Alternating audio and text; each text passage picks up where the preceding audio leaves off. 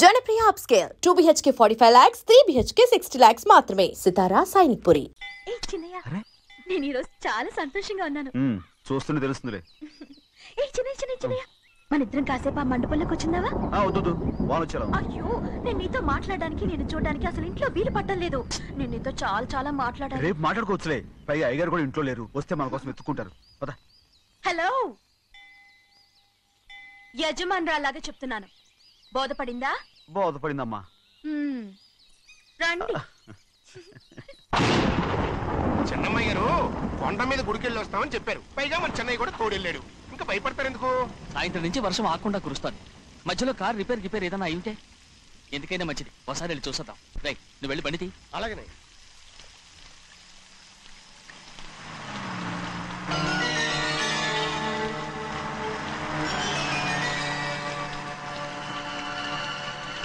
అయ్యా అడు చూడండి, ఆ కారు మందేననుకుంటానండి. అవునయ్యా, ఆ బండి 288. నేను అప్పుడే చెప్పాగా బండి రిపేర్ ఏదన్నా అయి ఉంటుందని. రైట్, పక్కన ఆపరా. చాలా పొద్దుపోయింది, ఇంటికి వెళ్ళిపోదామా?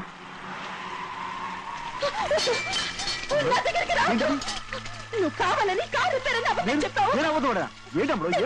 లెక్క పెడుతున్నావా? నేనా? అమ్మా,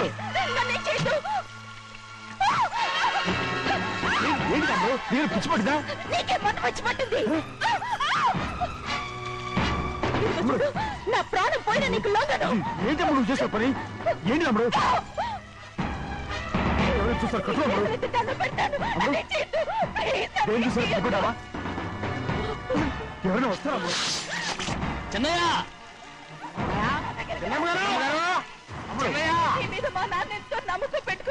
స్నేహితుడు నా మాట నేను ఉన్నాను కదా. రామ్మడు, నేను ఉన్నానని చెప్పాను కదా. ఎందుకు ఎందుకు అమ్మడు? నువ్వేం భయపడకమ్మడు, నా మాట విను. అమ్మడు ఆడబడుంటే ఏంటి పిచ్చిన లేక?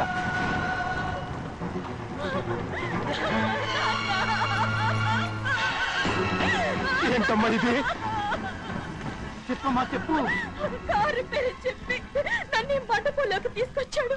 వర్షం పడుతుంది, కారు రిపేర్ చేయలేమని ఇక్కడే ఉందామని నన్ను అదోలా చూశాడు. నాకు చాలా భయం వేసింది.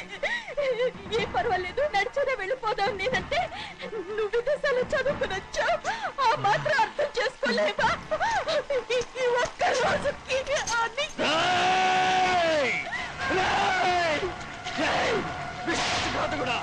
ఎంత పని చేశావు? నిన్ను నా బిడ్డలా చూసుకున్నాను. అలాంటిది నా కూతురు వంటి మీద చేస్తావా? నువ్వు మనిషివి కాదురా, నువ్వు మనిషివి కాదు. రాక్షసుడివి, తల్లిపాలు తాగి తల్లిలో ముగ్గుతే నీచుడిరా. నాకే పొడిచిన నయవంచుకుడిరా. ఒరే ద్రోహి, ఇవాళ నుంచి నేను చచ్చిపోయాను అనుకోరా. ఇక నా ఇంటి గడప తొక్కతో. నిన్ను ఎలా పెంచాను రా? నా సొంత బిడ్డ కన్నా ఎక్కువగా పెంచాను. ఆ ఒకే ఒక్క కారణంగా నిన్ను ప్రాణాలతో వదులుతున్నాను. నేను బాగా చూపించుకో. ఇదే ఇంకోడైతే నువ్వు చేసిన తప్పుకి నరికేసి ఉండేవాడు.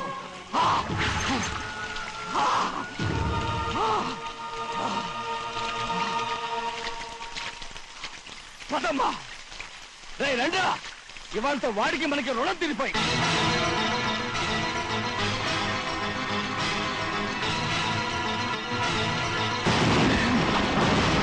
చిన్నబ్బాయి వద్దు, చిన్నబ్బాయి వెళ్ళొద్దు. నా మాట విను. 2 కుటుంబాలు కలవబోతున్నాయి. వద్దు చిన్నబ్బాయి.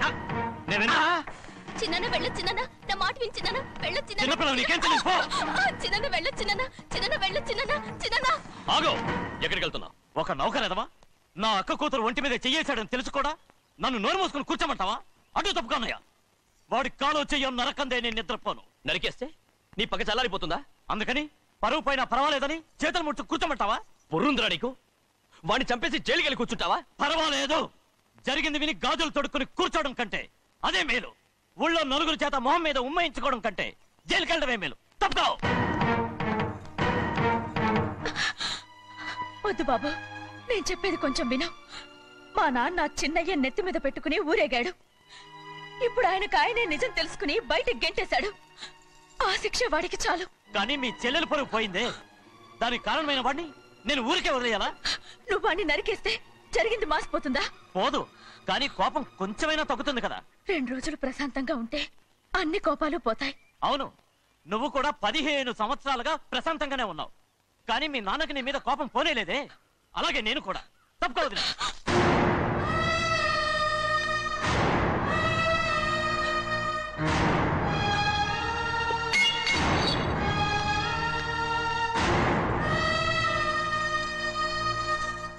వాడి కోపంలో కూడా న్యాయం ఉంది గౌరీ. ఎవడో చేసిన దాన్ని ఎవడు చేసుకుంటాడు చెప్పు? న్యాయంగా చూస్తే వాడు చేసుకోవాల్సిన పిల్ల. వాడు మనతో పాటు చిన్న వయసులో వచ్చేసాడు కాబట్టి ఆ కుటుంబానికి విరోధయ్యాడు. పోన్లే, తను నాకు మర్యాద ఇవ్వకపోయినా నీకైనా ఇచ్చాడు. అచ్చా రే మణిదీరా. ఎందుకయ్యా చెన్నైని అడగాలి? కలుపు తీయడానికి ఎంతమంది కూలీలు కావాలో చెన్నైకే తెలుసండి. శనక్కాయలు ఏ కొట్లో అమ్మాలో చెన్నైకే తెలుసండి. జొన్న చేనుకు మందు కొట్టారో లేదో చెన్నైకే తెలుసండి. అయ్యా మరి నేను వెళ్ళొస్తానండి. ఎక్కడికి వెళ్తున్నావు? చెన్నై దగ్గరికండి. ఎందుకు? అదేనండి, కౌలు డబ్బులు ఎవరెవరి పేరుతో ఏ ఏ బ్యాంకుల్లో వేయాలి, ఈ దివాణానికి కావలసినటువంటి వస్తువులన్నీ ఎక్కడ కొనాలి, ఇవన్నీ చెన్నైకే తెలుసండి. అడిగి తెలుసుకుందామని బయలుదేరా. ఏంటయ్యా ఇన్ని రోజులు ఇవన్నీ చెన్నై చూసుకుంటుంటే మీరందరూ ఇంట్లో తిని కూర్చుని ఏం చేస్తారు? గాడిదలు కాస్తున్నారా? ఇది ఇల్లా సత్రమా? అబ్బా నువ్వు ఉండవయ్యా, నేను చెప్తున్నాను కదా. వంటింట్లో ఏమేం చేయాలో ఎంతెంత చేయాలో తెలియక అందరూ ఖాళీగా కూర్చున్నారు. 2 రోజుల నుంచి చెన్నై పళ్ళకు రావట్లేదంటగా. వెంటనే డ్రైవర్ పంపించి చెన్నైని పిలిపించండి. 2 రోజులుగా నువ్వు ఎక్కడికి వెళ్ళావు? సముద్రం ఎలా ఉంటుందో చూద్దామని వైజాగ్ వెళ్ళానండి. వెళ్ళా సముద్రంలో గోవిందయ్య అయ్యా ఈ లెక్క చూసి పంపించి. అగా నీకు లెక్క చూసి కదా డబ్బులు ఇవ్వాలి. మరి ముందే అయ్యా అయ్యా అంటూ ముష్టోళ్ళగా చేయి చెప్తావిట్రా. నువ్వు ఎప్పుడు వచ్చావు, నీకు ఎంత ఇవ్వాలి చెప్పు. గుమ్మస్తా మీరా నేనండి. మీకు లెక్కలు తెలియకపోతే వెళ్ళి చెన్నై గారిని అడగండి. ఏంట్రా డబ్బా ఇస్తున్నావా? నన్ను ఉద్యోగం అనేది వెళ్ళిపోమన్నారు కదా. అంటే ఏడుస్తావిట్రా? ఎక్కడికి వెళ్ళాలో ఎలా బతకాలో తెలియక ఏడుస్తుంటా. సరే సరే సరే ఏడో ఒక. ఇప్పుడు మా ఇల్లు చూసుకోవడానికి ఎవరు లేరురా. నా కూతురు కూడా ఇక్కడే పని చేస్తుంది. మరి నువ్వు మా ఇల్లు జాగ్రత్తగా చూసుకుంటావా? అలాగేనండి. ఈ ఉద్యోగం పర్మనెంట్ కదండి? అది నీ నరకం మీద ఆధారపడి ఉంటుంది. అంతే కదా. తప్పకండి. ఎలా ఉంది? నరాలు తగినట్టు నడుస్తున్నా. బాలేదా? ఇంకోటి నడుస్తాను. ఎలా? నువ్వు పర్మనెంట్ గా టెంపరవరీయే. అమ్మా, చెన్నైని ఇంట్లోంచి బయటికి పంపించినంత మాత్రాన నీ ఆత్మ శాంతించదని నాకు తెలుసమ్మా. త్వరలోనే అక్కయ్యని నాన్నని కలిపి మన 2 కుటుంబాలని ఒకటి చేస్తాను. వెనక ముందు చూసుకోకుండా గొడ్డను బాదినట్టు బాధేశారు. కూతురు ఏం చెప్తే అది నమ్మేటమేనా? అసలు ఏం జరిగింది, ఎలా జరిగిందని ఒక్క మాట అయినా అడిగాడు ఆ పెద్ద మనిషి. పోనీ నువ్వైనా చెప్పలేకపోయావేంటి?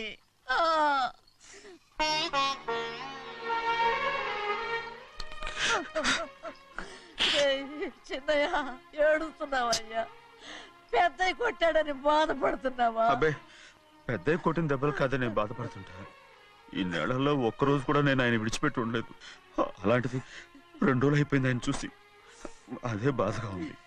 బాధ ఇదే. చిన్నయ్య చూడు, ఎవ్వరికి కనపడకుండా పెద్దయ్య గారిని చూసిరారా, అప్పుడు నీ మనసు స్థిమిత పడుతుంది. లేదే, ఆయన తప్ప ఆయన తెలుసుకుని నాకు కబురు చేసేంత వరకు నేను ఆయన మొహం చూడను. ఆ దొంగ ముఖం నీ మీద మనసు పడ్డట్టు నాటకం ఆడింది అనుకో. అది నీ యజమాని కూతురని తెలుసు కదా, నువ్వెందుకు మనసు పడ్డా? సిగ్గిడిసి తన అందరి ముందు పంపు సెట్ దగ్గర స్నానం చేస్తూ నా మీద పడ్డప్పుడు కూడా నేను మనసు పడలేదే. కానీ ఒకరోజు, అయ్యో ఏంటి తమ్ముడు మధ్యగానే పోయిందేంటి? పుస్తకాలన్నీ తగలబెడతావు, పైగా చదువుకో డిగ్రీ కాగితాలు కూడా మంటలు పడేస్తావేంటి? ఏమైంది నీకు? ఇదిగో మర్యాదగా మంటలవి. అవి నేను చదివి సంపాదించుకున్న డిగ్రీలు. వాటిని మంటల్లో వేస్తాను, చెప్పేస్తాను, నా ఇష్టం. అది అడిగే హక్కు నీకు లేదు. అవి మంటల్లో వేయకపోతే ప్రాణానికి ప్రాణంగా చూసుకుంటున్నావే మా నాన్న. ఆయన మీద ఒట్టు ఇలా ఇలా పడి చేస్తాను.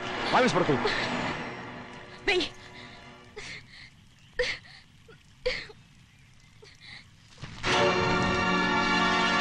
తగలబెడుతుంది నువ్వు చదువుకున్న చదువుని కాదు, మా పెద్దయ్య పెంచుకున్న ఆశల్ని, ఆయన కన్న కళల్ని. పర్వాలేదు, నా ఆశ నెరవేరినప్పుడు ఎవరి ఆశ తీరినా తీరకపోయినా నాకు అనవసరం. నేను డబ్బున్న దానిగా నువ్వు నన్ను ప్రేమించడానికి వెనకాడుతున్నావు. చూడు, మా నాన్న నా పేరు మీద రాసిన ఆస్తుల తాలూకు దస్తావేజులు మొత్తం తెచ్చాను. ఇవి కూడా నేను ముందే చెప్పాను, అడ్డొచ్చావో దూకేస్తాను.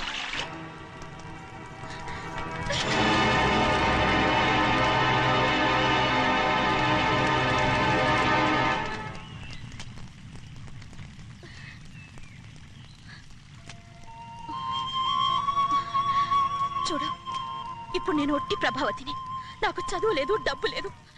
ఇప్పుడు నేను ఒప్పుకుంటావా? మరి చిన్నపిల్ల మాడతావేంటి? ఎన్ని చెప్పినా సరే నువ్వు మా పెద్ద కూతురువి. అలాంటిది నేను పెళ్లి చేసుకోవడం ఏంటి? మరి అర్థమైన మాడతావు.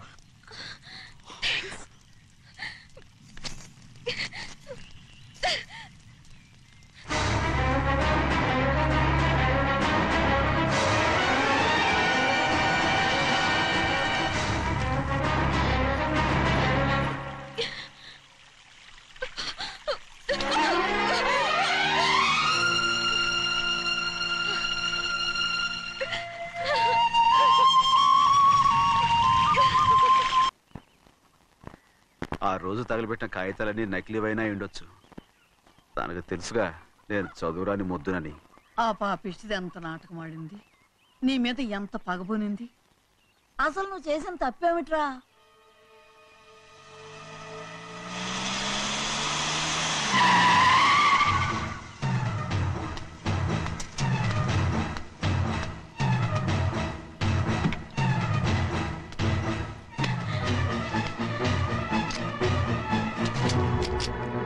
నేనా నీ వెంటబడి తిరిగాను? నేనా నేను ప్రేమించమని అడిగాను? నేనా నేను పెళ్లి చేసుకోమని అడిగాను? ఆ రోజు గుడికి రమ్మంది ఎవరు? వద్దన్న మండపానికి తీసుకెళ్ళింది ఎవరు? చేసినంత నువ్వు చేసి నేనేదో చేసినావే. నేను నిజంగా పాప పోనీలే ఆడదాని వారు ఊరుకుంటున్నాను అనుకున్నావేమో. పొరపాటు. నన్ను ఎంతగానో నమ్మిన మా అయ్యగారు నన్ను అనుమానించి తప్పు పట్టారే, దానికి ఆ రోజు నా నోరు మూసుకుపోయింది. కానీ ఈ రోజు మాత్రం నేను ఊరుకునేది లేదు. చెప్పు, ఎందుకు చేసావు ఈ పని? కారణం చెప్పు. ఒకే ఒక్క కారణం, నిన్ను మా ఇంట్లోంచి వెళ్ళగొట్టాలి. ఎంతో ఇష్టంగా చూసుకునే మా నాన్న నిన్ను అసహించుకోవాలి. మా అక్క కుటుంబం 15 సంవత్సరాల నుంచి మా నాన్నకు దూరంగా ఉండటానికి కారణం నువ్వు. అంతేకాదు, మా అమ్మ మాకు లేకుండా పోవడానికి కారణం కూడా నువ్వే. అలాంటి నీకు మా ఇంట్లో రాజ మర్యాద, అందరి మీద అధికారం. కన్న కూతురైన నాకంటే మా నాన్నకి నీ మీద ఎక్కువ ప్రేమ. అందుకే నిన్ను ఇలా మోసం చేశాను, నమ్మించాను. అర్థమైందా? Good bye.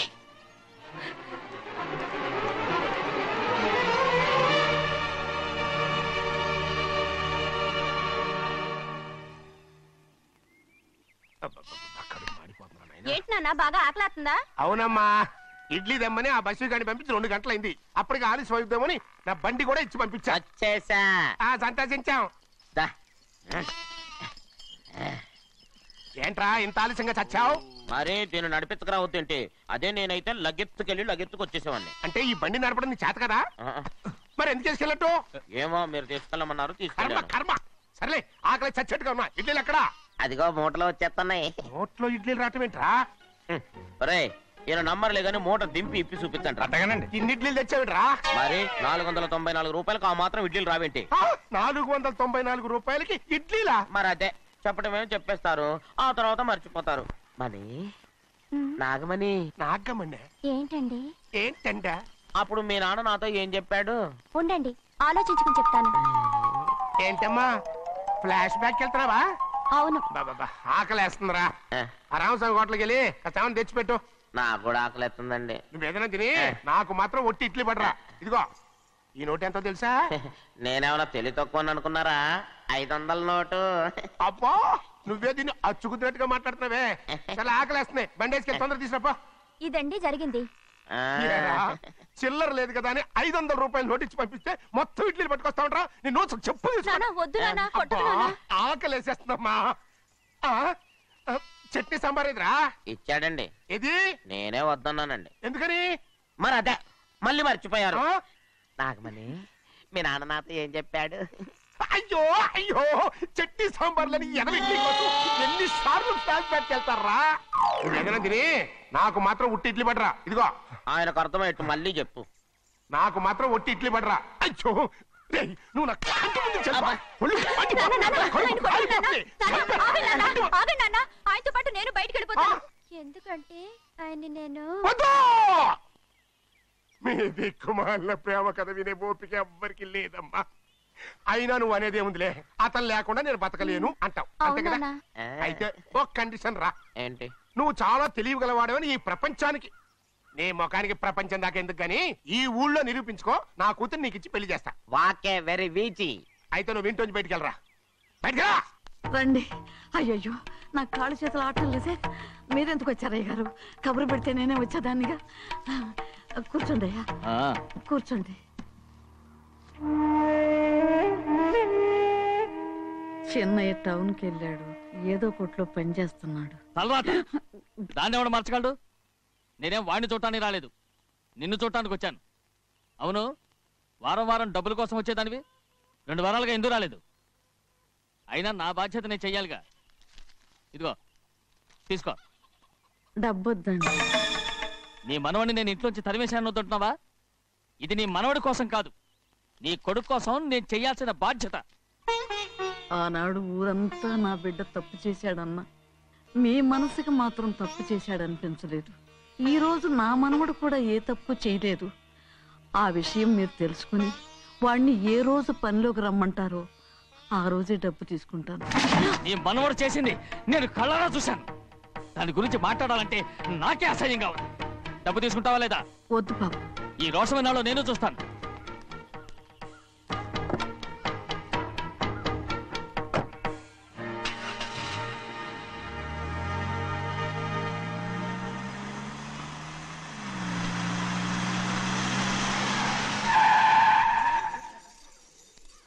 ఏంట్రా అందరూ ఇంట్లో పనులు మానేసి బయట కబుర్లు చెప్పుకుంటున్నారు? పెద్దమ్మాయి గారు అల్లుడు గారు మన ఇంటికి వచ్చారండి. వాళ్ళతో పాటు బంధువులు కూడా తీసుకొచ్చారండి, అందుకే మేమేం అనలేకపోయామండి. తాంబూలాలు కూడా పట్టుకొచ్చారండి.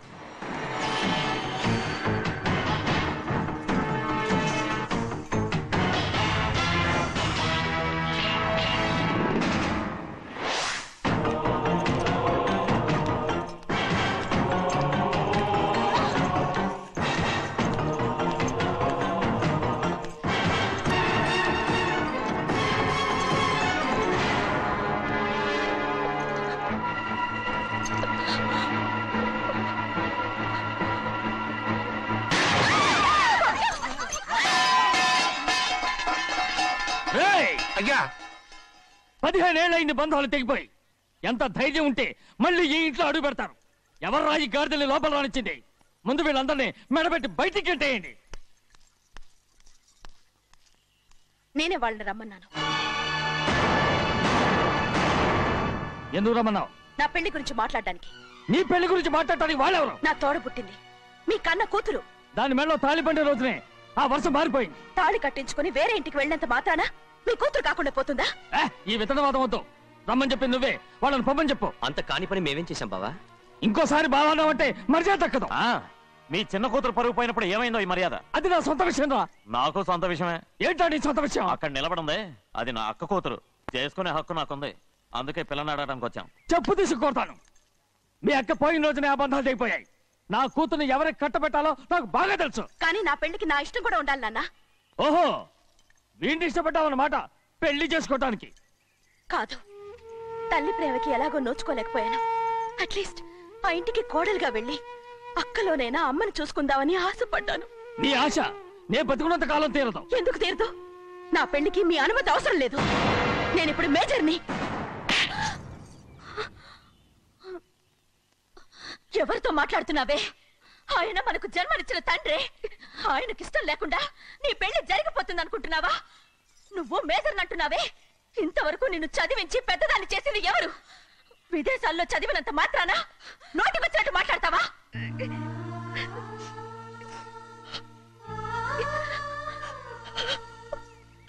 నన్ను క్షమించండి నాన్న. ఎలాగైనా మన కుటుంబం కలవాలనే ఆశతో దాని మాటలు వినే ఇక్కడికి వచ్చాం. మీ ఇష్ట ప్రకారమే ఎవరికైనా ఇచ్చి పెళ్లి చేసి దాన్నైనా చివరి దాకా మీతోనే ఉంచుకోండి.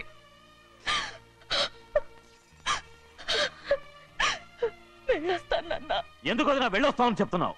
ఈ జన్మలో ఇక్కడికి రాలేమని తెలిపోయింది కదా, వెళ్తామని చెప్పు.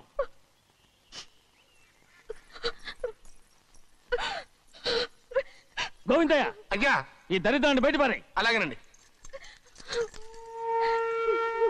క్షమించండి నాన్న. ఊరుకోమ్మా, ఏదో తెలియక చేసావు, పర్వాలేదు. ఏమైందిరా అంతరాట పరిగెత్తున్నారు? ఉండవా ఏమయ్యా, ఏంటి అంతరాట పరిగెత్తున్నారు? నువ్వు నాకు అగనిస్ట్ పార్టీ, నేను నీకు చచ్చినా చెప్పకూడదు. అయినా వయసులో పెద్దవాడు అడుగుతున్నావు కాబట్టి చెప్తున్నాను. మన బసవాడు లేడు, వాడు పండిస్తున్నాడంట. అగా బసవాడు ఏంటి, కొండ ఎత్తడం ఏంటి? ఎగతాళిగా ఉందా? నేను ఎగతాళి చేయడం కాదండి, ఊరంతా పరిగెడుతున్నారు. పైగా 10 రూపాయలు టికెట్ అంట. బసవాడు కొండ తీసుకెళ్ళి చూపిస్తాను. నా కూతురా. ప్రశాంతంగా ఉండండి, ప్రశాంతంగా ఉండండి. ఆంజనేయ స్వామికి ఒక పండగ కాలే, బాగా ఒళ్ళు పట్టంటారా.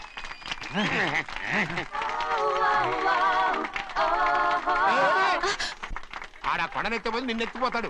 ఊరుకోండి కుమస్తా గారు, ఆడికి ఆ కొండనెత్తడం ఈజీ, దీన్ని కష్టం. వయసులో ఉన్న ఆడపిల్లని చూస్తే చాలు తలనేరిసినోడికి కూడా జోకులు వస్తాయి.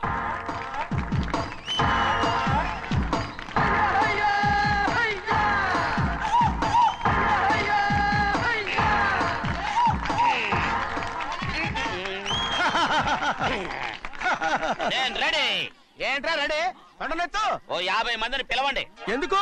ఆ కొండను తెచ్చి నా చేతుల మీద పెట్టడానికి. అప్పటి నుంచి నేను చెబుతూనే ఉన్నా, ఇది ఫిట్టింగ్ ఏదో పెడతాడు అని. ఒక్కడనా నా మాట విన్నారా? ఊరుకోవా, నీ కూతురని మాటలేదు, మేమే వింటాం. ఇది ఒక పిచ్చి కొయ్యి. ఏంటి 50 మంది వల్ల కాదా? అయితే ఊరు మొత్తం వచ్చి ఆ కొండను తెచ్చి నా చేతుల మీద పెట్టండి, అప్పుడు నేను ఒక్కనే ఎత్తుతాను.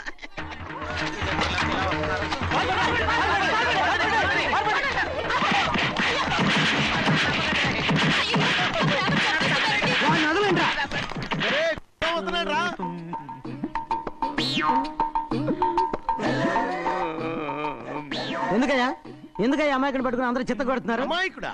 వీడా? అవును. స్వామి స్వామి, మా వారిని రక్షించినందుకు చాలా థ్యాంక్స్ అండి. ఇలారా, ఏ స్కూల్లో చదువుతున్నారా? Co education. అదే కరెక్ట్. ఇప్పుడు మాట్లాడు. నీ కూతుర్ని ఇతనికి ఇచ్చి చెయ్యాలి అంటే ఇతను తెలివైన వాడని నిరూపించుకోమన్నారుగా. అవును. ఇప్పుడు నేను చెప్తున్నాను, ఇక్కడున్న మీ అందరికంటే ఇతనే తెలివైన. ఆంజనేయుడు తప్ప ఆ కొండను ఎవరైనా ఎత్తగలరా? చేయలేని దాన్ని చేయగలనని చెప్పి మీ అందరిని నమ్మించి ఇక్కడ తీసుకొచ్చాడే, ఇతను తెలివైనడు కదంటారా? ఇది తీవ్రంగా ఆలోచించవలసిన విషయం. కరెక్ట్. ఒక తెలివైన వాడే ఎదుటి వాళ్ళని తెలివి తక్కువ వాళ్ళని చేయగలడు. He's very bright. ఇప్పుడైనా ఒప్పుకుంటారా? ఒప్పుకున్నట్టే, గుండె మీద చేసుకున్నాడు కనుక. స్వామీజీ, స్వామీజీ, మీ ఆశీర్వాదం ఉంటే వచ్చే వారం నేను నీళ్ల మీద నడుస్తాను, ఆపై వచ్చే వారం భూమి మీద ఈదుతాను. అలాగా? ఏది నీళ్ళలో నడు చూద్దాం. ఇక్కడ నీళ్లు లేవే. నువ్వు నీళ్లలో నడుస్తావో నేల మీద ఎత్తావో నాకు అనవసరం. నా కూతురుతో నువ్వు సరిగ్గా నడుచుకుంటావా లేదా? స్వామీజీ చెప్తే నడుచుకుంటాను. స్వామిలాగా మాత్రం నడవకు. ఈ జన్మలో చస్తే నీకు పెళ్ళి అవుతుంది.